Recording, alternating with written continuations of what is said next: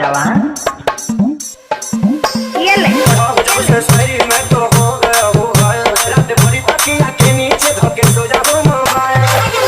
चिट्ठी चलती है पहाड़ पे मरने के वास्ते, मैं ग्रीटिंग कार्ड भेज रही हूँ प्यार करने के वास्ते। दूध में चावल पड़ता है तो खीर होता है, चीनी भी डाल। दूध में चावल पड़ता है तो खीर होता है, जिसके दिल में प्यार नहीं है वो तो फकीर होता है।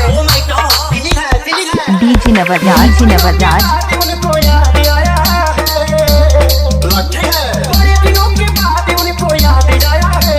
लभार का ग्रीटिंग कार्ड आया है, लभार का ग्रीटिंग कार्ड आया है। हरे करिएवा सबसे लेटर मिला है, दिलवा मेरा खिला है, भूल गया वो मेरा घर का बना चिला है। भेज रही हूँ ग्रीटिंग कार्ड, चंदन से कम नहीं, ये जो मेरा दिल है लंदन से